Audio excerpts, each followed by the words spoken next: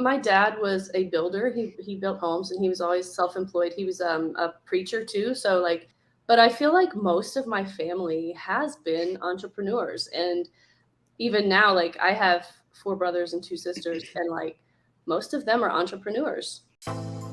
Welcome to the More Than Corporate podcast. I'm Amber Fuhriman, recovering perfectionist and serial accomplisher. If you're anything like I used to be, you've been living your life thinking that if you accomplish enough stuff, you'll finally find the success you've always wanted. But what if it's not about accomplishing more stuff? What if it's about accomplishing the right stuff? I believe you don't find success, you create it by intentionally designing the life you want and having the courage to get out of your comfort zone to live your design. I went from doing what I was supposed to do to doing what I love to do, and now I get to help others do the same. Keep listening as I chat with inspiring people who make it their mission to live their best life every day and learn how you too can live the life you've always wanted.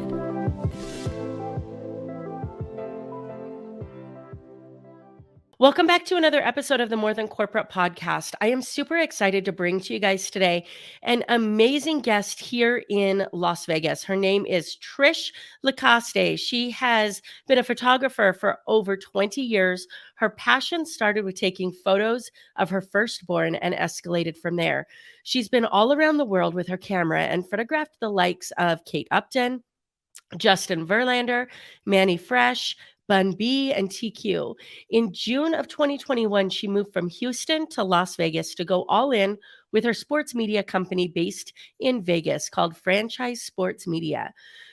Trisha also has a marketing company. She builds websites, designs logos, and helps people with their overall branding.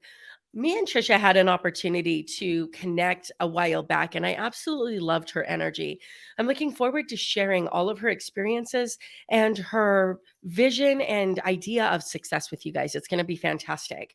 Really quickly, before we do, I want to remind you that this episode is brought to you by Success Development Solutions and the Success Bootcamp. If you are based in the Las Vegas area and you are ready to level up your success, if you want to have better communication, higher sales, and better relationships with your clients and customers, then the Success Bootcamp is for you. We do them multiple times throughout the year. The next one is coming up on May 5th. If this is something that sounds like you could benefit from, if you want to increase the impact that you get to make in your community, then go to successdevelopmentsolutions.com/bootcamp and let's have a conversation to see whether it's a good fit for you. Without further ado, let's go ahead and bring Trisha into the conversation. Trisha, how are you today? I'm doing really well. I'm so excited to be here with you today. Oh my gosh, I'm so excited to have you as well. And I always ask this in advance, and then this time I forgot. Did I pronounce your name correctly? It's LaCoste, actually. Okay, I was like, that's not going to be right. All right. Well, I'm glad we got that cleared up. Trisha LaCoste, thank you so much for being here. So let's go ahead and start with a little bit of information about you. Like when you were little, I always like to go back to, I don't know, high school age. Did you always have a passion for photography? Did you think you were going to be in the arts and creative side of professions, or where did that come into play for you? Yeah, actually, photography didn't start as young, but like creatively, I remember when I was in second grade, my dad saying, "Wow, she sure is creative, but she sure loves to make a mess." Because I was always, I'd always have like snips of paper that I'd cut up and glued together or whatever. And I do at high school, I think my senior year of high school for Christmas, I got my first camera, just a little point and shoot. And honestly, I got married really young and had my first at 21. So it wasn't long after that I got my first actual digital, like real camera or whatever. So I think I did always know that I wanted to do something creative. But I think my parents' generation, they all kind of preached this. You needed the security and like have a backup plan. And, it's just like at that point, everyone who was an artist was like a starving artist. So while I always thought that I wanted to do that, I wasn't sure that I would be able to support myself doing something creative. When did that start to switch for you? Because I think you're right. That's a really common situation where people say, I would love to do this, but I won't be able to make any money doing it. And out there is somebody who makes a lot of money doing whatever that thing is. So when did that start to shift for you? You know what? I think it was after I ended up getting divorced at 30. And at that point I was working insurance and going back to school. I had 4 kids. And I think at that point, I'd worked insurance for a couple years, and it just literally felt like my soul was dying. And I was like, I'd rather like struggle and do something I love than sit in this cubicle. It just wasn't worth it Yeah. for me anymore. And that transition, your parents that had always kind of preached that you want the security, which is false security anyways. We all know that. It's just not logical for us to think that way all the time. Were they supportive when you started saying, hey, I'm going to step out and embrace this creative side? Or did you get some resistance from them? What was that like? Yeah, I think everybody around me, except for the other creatives that I went into business with a couple people originally when I quit my insurance job. But I mean, I was just in a very, not a very like stable situation at the time. I had literally just gotten my own apartment after being divorced for a year and a half. I had lived in an apartment above my parents for that time while I was in school and all that stuff. Just gotten my, bachelor's. And I went to my boss and said, I think I'm going to do this photography thing full time. And I think everyone was like, wait, right now? Like you just got your own place. You're going to quit your job now? And looking back, I'm like, wow, that was pretty risky. But I just figured, well, if I don't, like, I'll go get a side job like waitressing or something if I have to. Like, I'll figure it out. That's kind of like my personality is I just figure stuff out. So, yeah, I think they were all a little bit leery. But now, I mean, it didn't take long. They're super, super supportive now. So, Yeah. Was anybody in your family, did anybody in your family have that entrepreneurial background or business ownership background? And do you think that had anything to do with your, I just figure it out, as you called it, mentality? probably my dad was a builder. He built homes and he was always self-employed. He was a preacher too. So, like, it was always a little bit of a, you know what I mean? Like preachers don't make a lot of money usually. So he did his building as a way to like, support his family. But I feel like most of my family has been entrepreneurs. And even now, like I have 4 brothers and 2 sisters and like most of them are entrepreneurs. I listened to a podcast recently where they talked about, is that like something you're born with or is it something that you learn? And I really think it's a combination of both, but I do think that I kind of had that in me. Yeah, I definitely agree with you. And I'm glad that you brought that up because I like to ask that question and have that conversation as well as, is it something you're born with or something that you learn? And I think it's definitely all a learnable skill.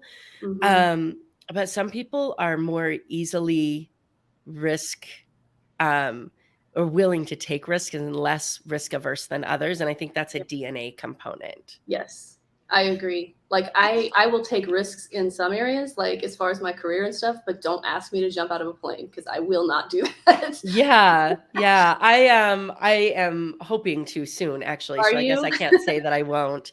I probably should, Um, but I'm just I don't know. Work your way up, right? Start at the yeah. stratosphere and then go join. Yeah. Yeah, The stratosphere jump is actually a lot of fun if you haven't done it before. It's really? a Okay, blast. I should Yeah. try it. It's a lot of fun.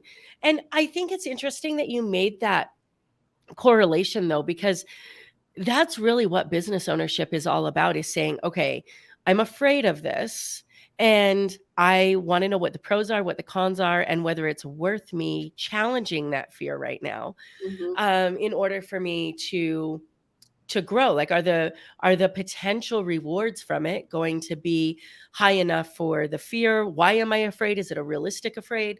I think that these are all conversations that we go through, whether it's jumping out of a plane or calling a prospect and asking them to come to Right. an event or buy a program. Yeah. So for you, did you have a sales background or what was your experiences like when you started trying to sell services that you were creating when that hadn't necessarily been what you were doing in the past? I'm definitely not a salesman by nature. And I remember, so my degree I got was in advertising, as a minor in marketing. And, one of the components of advertising is sales.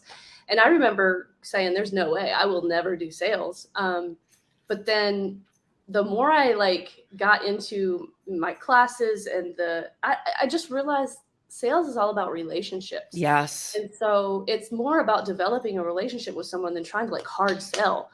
So I think that's been something that I've had to learn. Also, I think when you're selling yourself, like you're selling your own service. It's not like you're selling something else that you really believe in. You have to sell yourself, and you have to really believe in your skills in order to do that. And I think it's been, I mean, I've been doing photography for over 20 years. It's been a 20-year process of getting to this point now where I'm like, I know if you hire me, you're going to get the best product in the quickest amount of time, and you're going to be really happy. Like, and I've developed so many relationships with people because of the quality of my work, but also because of my personality. And, you know, I think that's super important, just developing those relationships.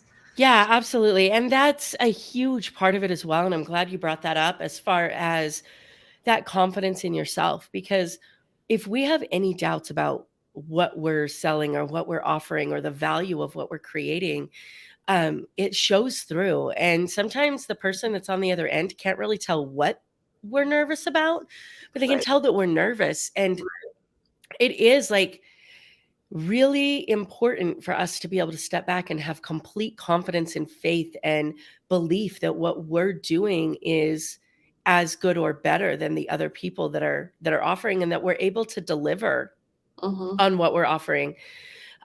Did you have, what are some of the lessons that you learned as you were going through that learning curve? As far as, you mean like, That confidence that comes along with knowing that your product is a top of the line product or service or solution, and needing to embrace that despite any doubts that you may have internally about your sales abilities? yeah, I think a lot of it has come from personal development, honestly. Like, as far as the internal thing that had to like shift in order for me to be 100% confident, not just in my product, but in myself as a person. So, you know, I read a lot of self-development books. I just really have learned that it's about me inside more than even the product that I'm delivering. So, Yeah. uh, I like that. And I'm always curious when I meet people who are good at creative things, like, I guess not creative, because creative and artistic are different. I consider photography very artistic. mhm. It is creative as well, but it has an artistic element. So anytime I'm talking to anybody in that artistic side, I'm always curious to know what your favorite part about what you do is. What is it that draws you to the world of photography? There's so much about it. But I think for me, it's, as far as when I'm photographing people, I love helping people see themselves in a different light. I can't tell you how many times I've taken a picture of someone and shown them, and they're like, "Oh my gosh, I didn't know that I could look like that." And I'm like, "This is straight out of the camera, so you know I haven't done anything to it, you know." So I think that's one. I also like the fact that I think I'm a little bit ADD, and so I like the fact that it's different every day. One day I might sit at the computer all day, and then the next day I'm out shooting. The next day I might be doing a video. The next day I'm building a website. So it's like that change, I think, is good for me. It keeps me motivated. I don't know. I just, there's so much that I like about it. I also like just capturing something. Like, sports is a completely different realm because you have to be on your toes. You have to like anticipate where the ball's going, not follow. It's too fast to like actually follow the ball with your camera. So I think that's been really fun for me. Just kind of learning a new area of photography. So there, it's just, I feel like it's never ending. Like, there's so Yeah. much about it that it'll never get boring for me.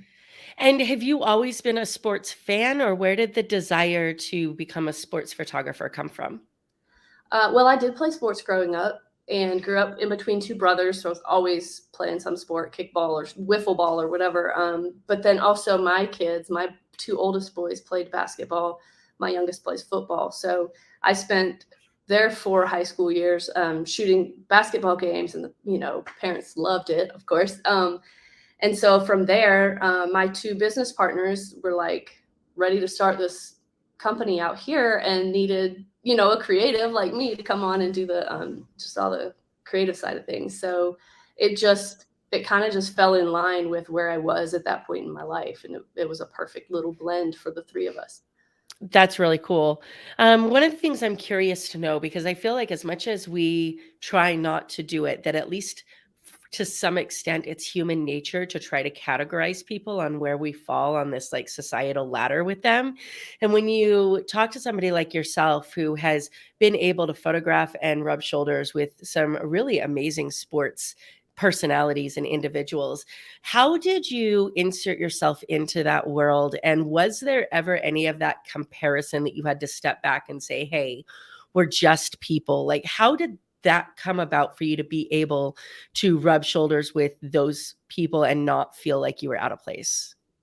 I think it's interesting because I think growing up, my world was so small. It was just, I don't know, like I felt like it's funny that you said like these levels of people, because I felt like there was a certain type of person who was like famous. There was a certain type of person who like was rich, and I just wasn't one of those people. So I don't know when that shift happened. It probably partly happened because so my business partner in franchise is TQ, and we've been friends for 12 years. He's a recording artist. He had a huge hit, West Side, back in the late 90s.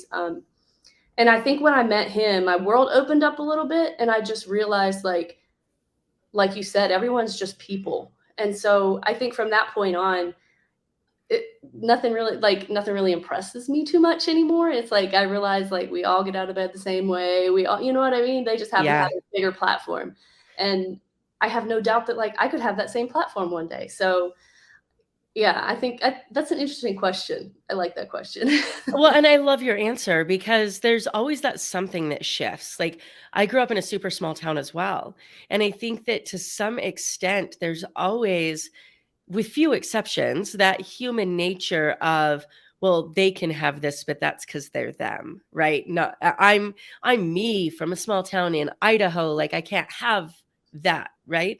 Yeah. And for me, it was the songwriting community. The more that I interacted with the songwriter community and got to know them as people and sat down at tables with them and had conversations, I'm like, these people are writing some of the biggest songs in music. And then they're sitting down and having a beer like a human.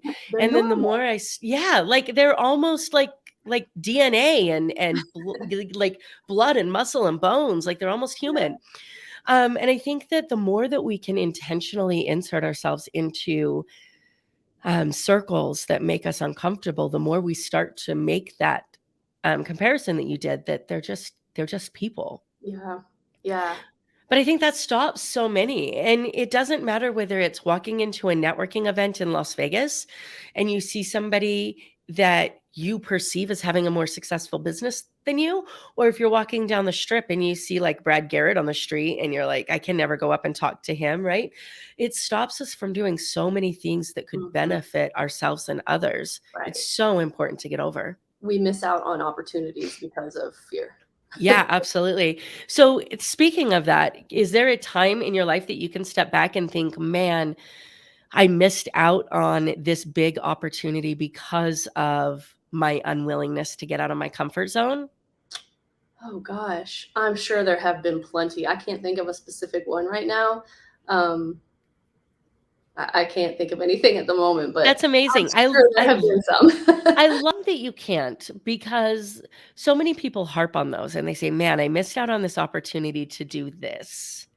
Yeah, And that stops them from seeing the opportunities that are yeah, ahead because they're constantly looking at what they didn't do in the past. So I love that you're saying honestly that I'm sure that there are a lot of things that I've missed out on, but none of them are big enough that they impact the way that I live my life today, which I yeah. think is really cool. I think that if I had not taken that risk and quit my insurance job, that would be one of the things that I would have been regretful of. So And how long ago was that? that was that was in 2012. January of 2012 was when I quit Wow. my insurance job and was like, I'm going to do this photography thing. And was like, I'll figure it out if I have to get another job or whatever. I knew my boss would probably take me back. So it's like, I'm just going to do it. And I mean, here we are 10 years later and still doing it. So for that, I love that. For the person that's listening that says, "Man, I really want to quit my job and something's holding me back." Um, what emotional, we'll start with emotional. What type of emotional roller coaster did you experience when you walked away? Was there ever a moment where you walked away and you're like, "Holy crap, I made an awful decision. Take me back," that you had to fight? Absolutely. For me, it's always been for me, it's just been the fear of not having enough money to provide for my family. So like I have 4 kids, and at the time they were young. My oldest was, I think, 10. So they were like 10, 9, 7, and 5.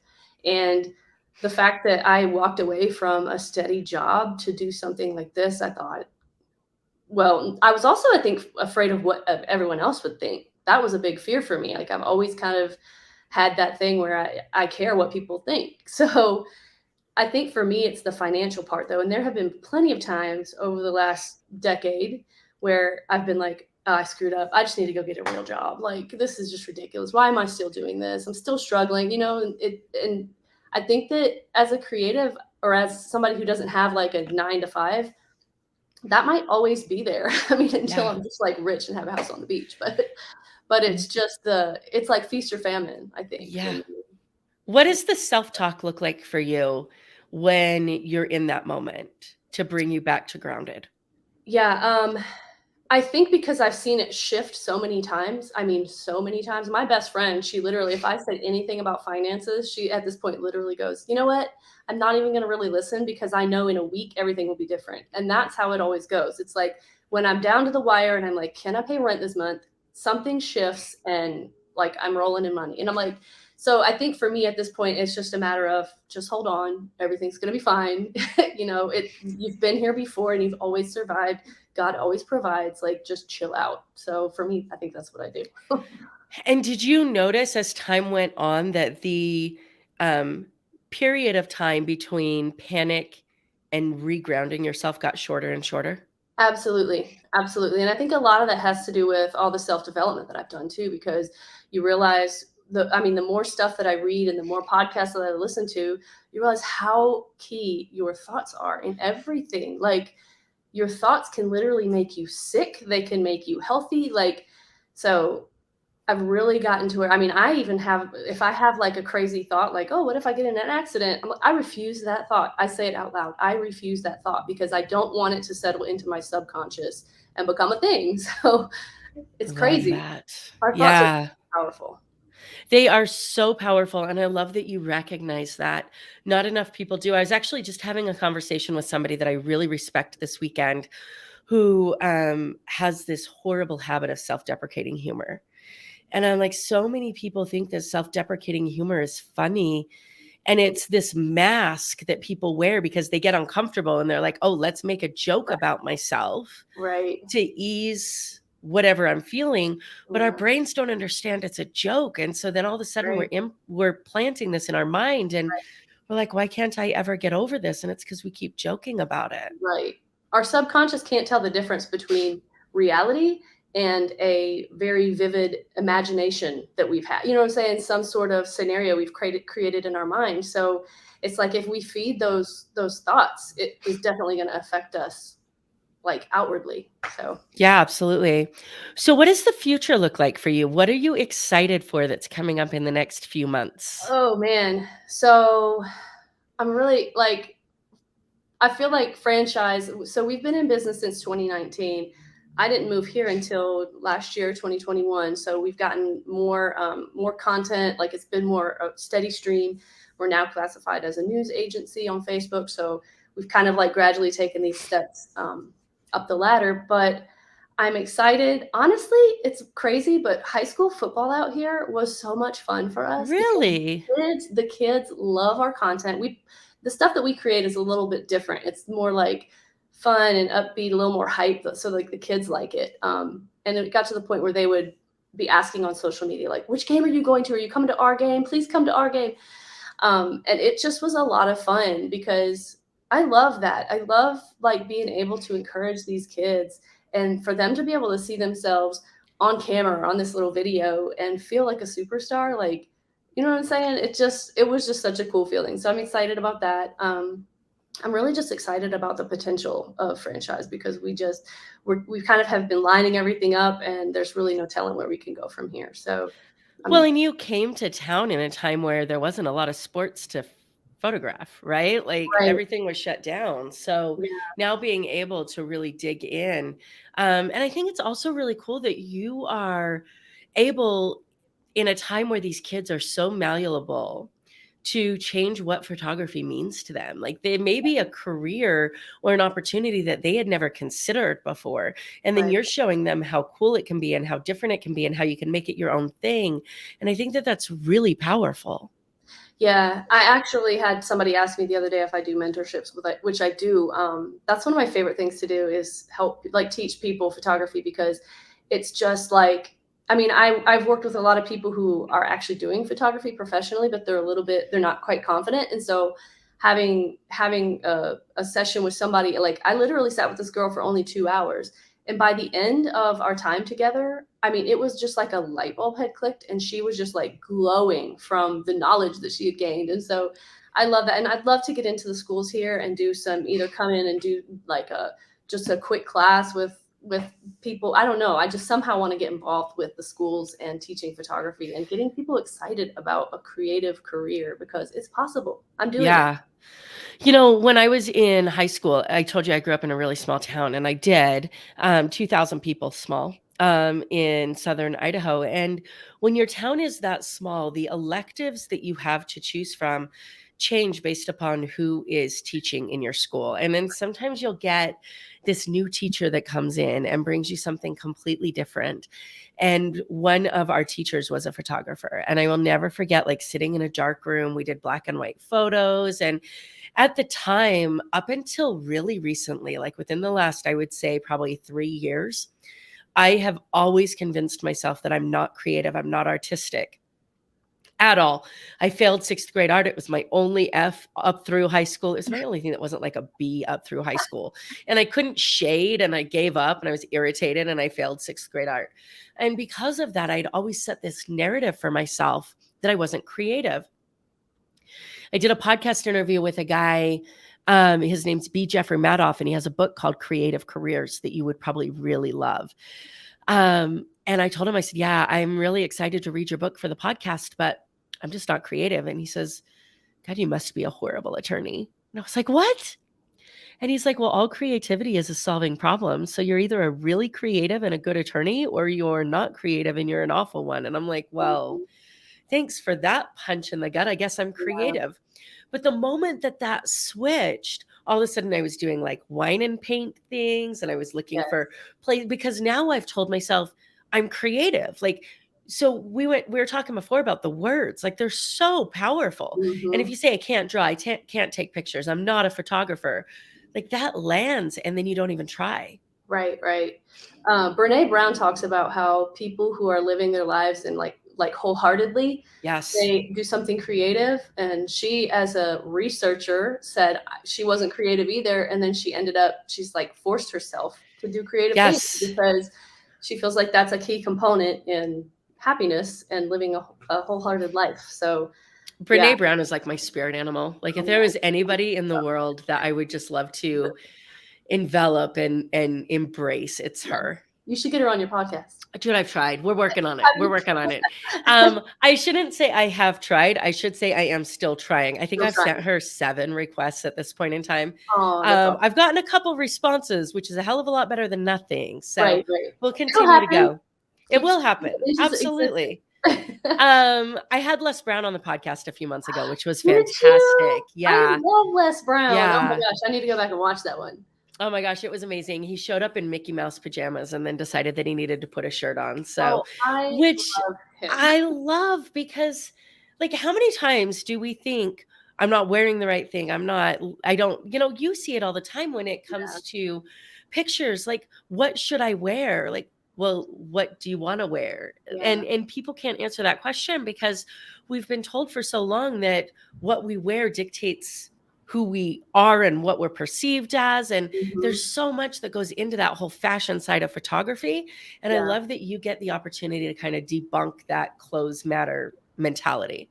When people ask me what to wear, I always say, whatever you are comfortable in. If you're not comfortable, it's going to show on camera. So if that's sweats and a crop top, do it. If it's like a little black dress and heels, do that. Like, it's really just about, you as a person and what makes you comfortable. So I just had an amazing speaking engagement in Nashville last weekend, and somebody tangentially mentioned to me before I went that I should go buy a new dress for it. And I said, have you ever seen me in a dress? Like, do you realize that like I'd have 30 minutes of feeling self-conscious about what I was wearing instead of making the impact that I'm supposed to make? I mean, Right. the founder of this conference, when I invited him out for my conference and I knew I was going somewhere nice, I had to specifically send out an email saying that we were going to a place where you couldn't wear sweatpants, because that's his entire wardrobe, right? And he owns it and he makes an impact. And Yeah. I think it's so powerful to embrace that. Yeah. There's so much about this whole like keeping up with the Joneses and the status quo that I just did not with. Yeah. Well, and this is another thing. I used to absolutely hate shopping because I used to convince myself I didn't have a fashion sense. The reality is I just didn't have the fashion sense that society told me that I should have. I would find something and be Right. comfortable in it and be like, you can't just wear jeans and t-shirts your entire Oh, life. Well, why the hell not? yeah. Right? Like, sure, I Especially can. if you're an entrepreneur, you can do whatever you I want. can do whatever I want. I love that. So for you, if you could say anything to the you that just started 10 years ago, that stepped out and said, okay, I'm walking away from what I perceive as security to follow my passion. Knowing what you know now, if there's one thing you could say to yourself back then, what would it be? Just hold on. Just keep going. It's going to pay off. It's been a lot of uncertainty and a lot of years of even just different paths that I've chosen. Like, did I go the right way? And I think I really beat myself up about. I'm not a good decision maker. I always want to weigh all the options 45,000 times. And so I think that I would probably tell myself, make a decision and just go. Like, don't overthink it. Just do what you got to do. But just like really just follow your heart and follow what you love to do. Just do it. Yeah, I think that's such incredible advice. This conference I was just at, one of the speakers said that he gave a list of 7 of the attributes of the top CEOs of like Fortune 500 companies. And one of them was they make decisions and they don't sit there and weigh them, like you said, because a bad decision is better than no decision, because you can fix a Exactly. bad decision. And I had never thought of it like that. We Yeah. all want it to be right, but we can't get it right till we get it wrong. Right. Exactly. It's only lessons or wins, right? It's so true. So with football ending, what do we have? Baseball and hopefully a couple more weeks of hockey. We'll see. Yeah. Hopefully. Hopefully. So where do you spend your time when it's the off season in your photography business? There's always something going on. I do actually still spend a lot of time in Houston. I have tons of clients there still. So like I'm leaving Friday to go back there for a couple jobs. But there's always something going on here, honestly. Like right now we've got the Lights playing, the soccer team, and we've got the Aviators, the minor league baseball. So we're covering them right now. And VGK is playing. And then, football will start shortly. And then we've got basketball. And I mean, we cover all UNLV too. So like we've got UNLV football and basketball as well. So Really I cool. don't have a lot of off time. Really, there's not really a lot because I do portraits as well. So it's like if there's no sports, there's something else, going on. So That's awesome. And that was going to be my next question. So do you work with business owners and entrepreneurs that are working on their brand? And if so, let's talk about that for a minute. What does that process look like when you meet somebody who wants help with their brand? man, it's really about so TQ is my business partner in my marketing business as well. And it's really for us about getting to know the people so that we can help them represent themselves the right way. There's a lot that goes into it visually as far as like photos and videos. I think what's cool about us compared to other like marketing companies is that it's just the two of us and we do everything. So you don't have to worry about hiring a photographer to get the pictures that you want for your website because like we do that. You don't have to find a videographer to make the video, the little promo video, because we do that. TQ does all of the back end stuff, the SEO and the Facebook marketing and the Google ads, all that stuff. He's like an expert at that stuff. So I think that for us, we've worked with a couple ad agencies to build websites for their clients. And what we've realized is for us, it's more of a no hassle thing. There's not 12 opinions all the time. You don't have to go to 8 different people to get the stuff you need. It's really seamless because it's just the two of us. So I think it's easier, I guess. Like I consider us like a boutique marketing agency. So I don't know. I really love that part of it. I love the branding and marketing because I've built my own businesses and he has too. So it's like we just feel like we have been in the trenches. And so to help somebody else, a lot of people don't know what they need when they're starting a Yeah. business. They wouldn't even know what a Facebook pixel is. Like, what is that? You know, Yeah. something that goes on your website and tracks visitors, you know? So Yeah. And you said something that I think is so important, and that's that you've built your own businesses and you can walk people through it. I feel like there are too many people out there who don't have a business that try to tell other people how to create theirs right, in whatever that looks like. We have this conversation in the coaching space all the time. When somebody comes to me and says, I'm a business coach, okay, sweet. But other than your coaching business, what have you built? right, Right? Like, how can you show me what I can do in some area? And this is why coaching can't be one size fits all. And you were talking about right, mentoring, can't be one size fits all. Like sometimes you need 6 or 7 different coaches in your life at different times to mm-hmm, teach you different things, because we all have different skill sets and we've all been in different places. So I right, love that you were talking about the mentoring earlier, because I think it's so important. yeah, yeah. Well, I want to switch really quickly. And before we do, if people want to continue this conversation with you, they want to follow up with you about branding, or they want to check out all the badass stuff you're doing related to the photography here in Vegas, what is the best way for them to reach you? Probably just TrishaLaCoste.com, TrishaLacoste.com. I have links to all my other stuff on there, so it's probably the easiest way to get a hold of me. Perfect. So, really quickly, I want to switch to the success element of the podcast. I ask every single guest on my podcast the same question because I believe it is under asked and not enough people know the answer to it. What does success mean to you? How do you define that for yourself? Man, I would honestly say peace and happiness and freedom. Like being able to be on the beach on a Tuesday afternoon if that's what I want to do. I think like so many people live in this little box of okay, I've got to work Monday through Friday so I can go do what I want on the weekend. And for me, I think that freedom is success to me. And so if that's my definition of success, then honestly, I am already successful because it Yeah. tells me where I have to be at any point. So So I love it when people tell me that their definition of success is freedom, because it always allows me to ask this next question. Because I feel like that's such a dangerous word. What exactly does freedom mean to you? Like, what does it look like? Because I feel like so many people are like, I can be where I want, when I want, whenever I want, and then their business fails. So what does true yeah. freedom look like to you? I guess there's also an element of financial freedom there where, you know, Yeah. I wouldn't have to be anywhere at a certain time because I'm financially able to, you know, do whatever I want. Yeah. But I think for me, a lot of it has to do with I'm kind of a free spirit. And so I just like the idea of being able to like, I travel a lot, but I like the idea of being able to travel whenever I want. So that's a good question though. What is freedom to me? I guess it would be a combination of financial freedom and like no time constraints as far as, you know, work goes. Yeah. I love that. I had to sit back and think about that.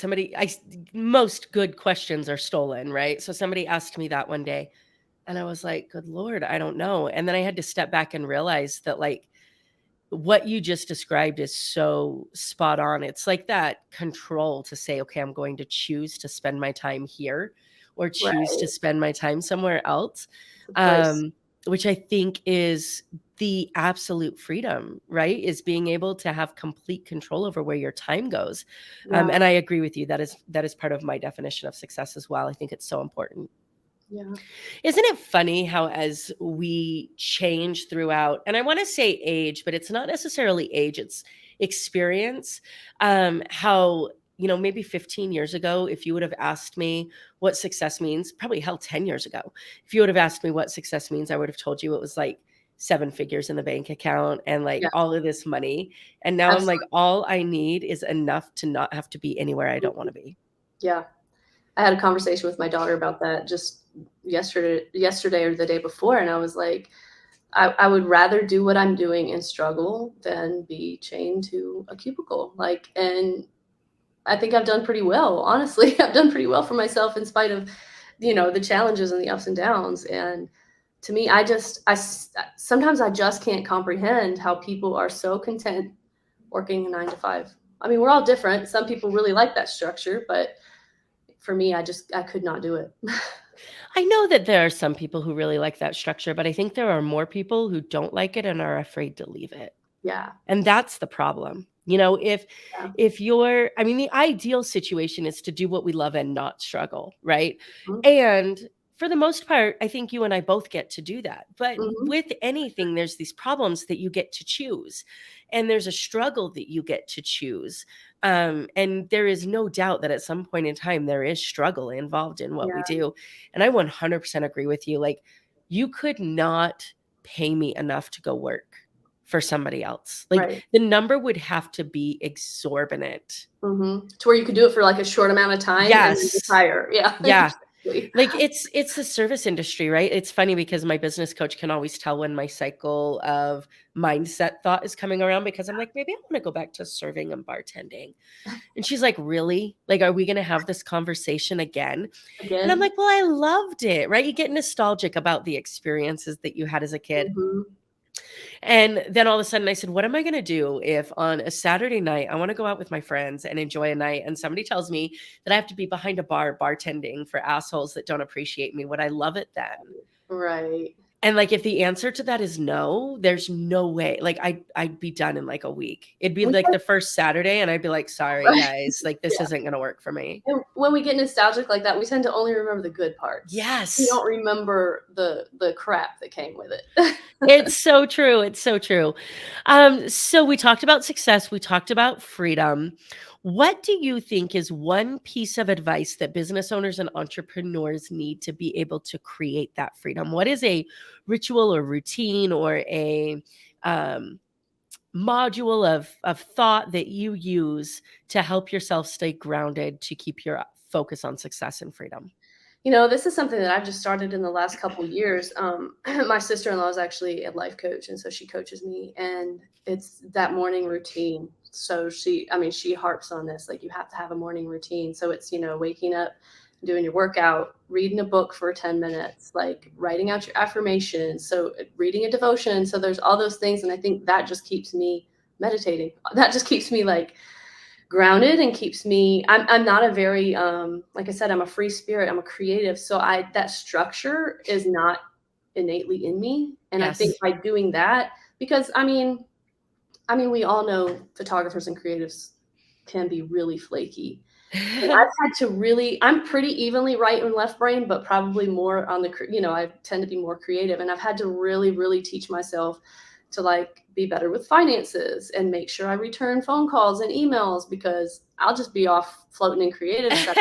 Like, forget about all that stuff. So I Yeah. think there's a discipline that comes with it. And also I think that as creatives, sometimes we think like there's some muse sitting on your shoulder and like something just happens and it's beautiful.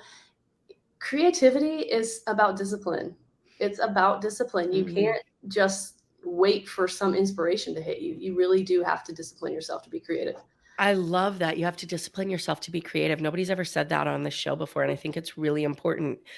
I'm glad that you brought up morning routines, and I want to ask you, because I feel like the morning routine conversation backfires sometimes, because people get this rigid idea of what a morning routine's supposed to be. And then they wake up one morning 2 weeks in and shit hits the fan and the kids are crying and they just can't get it done. And then they feel like their day has gone to shit and it didn't serve its purpose. So for you, what are the non-negotiables in your morning routine that even if you're not able to get it all in because of whatever the world is showing, that you're able to successfully complete something? What are the non-negotiables for you? So I'm absolutely going to read a devotion from my Bible app, and most of the time work out.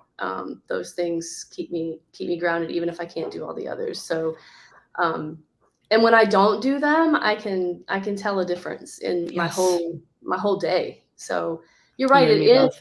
sometimes that morning routine. It feels like it's taking forever, and it's like I would be better off like responding to emails right now. But I have learned that it really sets my day right if I do it. So And if there are those non-avoidable emergencies that pop up and you have to forego some of the things that you would normally do in the morning. Do you make a point to get those in throughout the day, or do you kind of wipe the slate clean and start the next day? What is your approach? At least a couple of them I do. But sometimes there are days where I'm just like, okay, I'm just going to start fresh tomorrow because Yeah. this day has just gone to shit. So I think there's this really fine line and this conversation that we teeter on in this space between forgiving ourselves for being imperfect and accepting mediocrity. And like, where does that line come in, right? So yeah, how many times do you get to forgive yourself for not doing your morning routine before right. now you're just accepting mediocrity and not making a priority? And that line requires some intentional thought. And I don't have the answer, but I just feel like people always talk about forgiveness, like forgive yourself. Mhm. I had a nutritionist that did this, and I love him to death, but it didn't work for me because he'd be like, if you have the cheeseburger, I want you to forgive yourself. And I'm like, okay, cool. But what about when I have a cheeseburger 4 times a day? Like, Yeah, can I still forgive myself yeah, then? Right? yeah, There's like this middle ground that I feel like we miss out on too often. yeah. I would agree. And I think that whole like, so for me, like I'm pretty consistent with my workouts, but my eating habits have not been great lately. Well, once I get through this or this weekend when I want to go have fun or this, and it's like I woke up Monday like, okay, this is it. Like I need to stop eating crap. Like Yeah, I think we continue to like push it a little further away. Like, oh well, I know what to do. I'll do it later I'll do it later. until I got Yeah. sick of myself. I'm like, okay, I'm done. And it's so interesting that there's always that thing that's like, okay, I'm not willing to go any further than this. Hmm. And how amazing would it be if we could switch that to I'm never willing to go back to Absolutely. anything, right? And I think that's the struggle that we all get to have with our mind is how do we switch that from I don't like I'll get to this point and then I'm done, or I want to make progress all the time. Yeah. So I think that's an interesting thought. Yeah. I want to go ahead and wrap up with a quick random round. I have a few questions for you Okay. if you're down for that. Yeah, for sure. All right, cool. If you could do any profession other than what you're doing now, what do you think would be fun to attempt? You know, when I was in 8th grade, I thought it'd be super fun to be a private investigator. I don't know. Wow. At this point, I don't know, but I just always thought it would be fun to, like, try to piece together, clues and whatever. I don't know, just kinda. Do you ever see the correlation between what you just said in photography, like piecing together the parts of a person's life and business and brand and all of that? And do So you interesting. think that mindset has anything to do with it? That's so I've never thought of that until now, but that is probably I mean, when I make videos, when I do videos, when I'm editing, I always tell people it's like a puzzle. I just have to Yeah. find the right pieces to go where they need to go. That's super fascinating. I never thought about that, but that's probably part of what it is. Like my mind is just constantly piecing things together. I love it. If you could time travel, where would you go and why? Man, that's a good one. Probably so my kids are all, like, grown. I have 21, 20. My daughter's graduating, she's 18 and 16. I think I would probably go back to when they were little, and I just enjoy that time a little Mm, more because it was so much chaos. I had 4 and 5 years. So it was just, like, little kids everywhere screaming, crying about this. I think I would just go back and just sit with them a little longer, mm, let them crawl in my bed one last time. So that's probably what I would do. that's amazing. Gonna be sappy. No, I love it. If you could recommend a book that you think every business owner or entrepreneur needs to read, what do you think that is? The first one that came to mind is called Mindset by Carol Dweck. Okay. And what do you love about that the most? It talks about a fixed mindset versus a growth mindset, and I think I realized that I grew up with a fixed mindset where, I don't like to try new things necessarily because I like to be good at everything. Mm, So when you first start a new hobby or whatever, you're not gonna be good at it. no, you're awful. And so I have probably limited myself too much because of that fear of not being good at something. But I just like I mean, the whole concept that she talks about is just amazing. It changed my mindset completely. How amazing is that awareness that we've probably limited ourselves because of a desire to be good at everything, Yeah, right? Man. Oh, it That's hurts, but in a good way, right? Yeah, and I still struggle with it. I still have to, like, talk myself into, like, "Okay, you're not gonna be that great at it, but just do it anyway." Like, you'll get better. You Yeah. can't be an expert at something before you've ever done it. And if anybody thinks that this is not a thing, go listen to the first episode of my podcast. I promise you, it's horrible. Like horrible. It's awful. Horrible.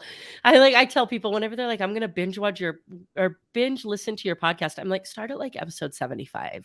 Like, do me a Don't watch favor. the first Do 74 of them. yourselves a favor and like leave the first 74 episodes out of the way that you That's perceive awesome. my abilities. It's the same with photography. My first pictures, oh my gosh, I would be so embarrassed for people to see them now. I need to post I need to post one now because I said that. Yeah, you should, because that growth is so powerful. Yeah.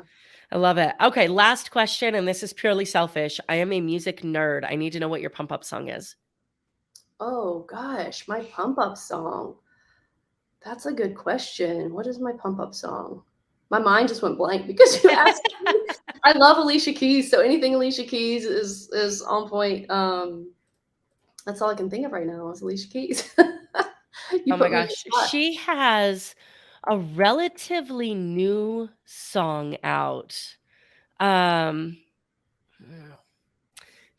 what talk about minds going blank. Girl on Fire would probably be, if I'm talking about Alicia Keys, that'd probably be my pump up song if I was picking one of hers. Yeah. Dude, I'll have to message it to you and let you know. It's, you know what, this is gonna drive me nuts. It's so beautiful and like it made me cry the first time that I heard it. Music's Um, so powerful.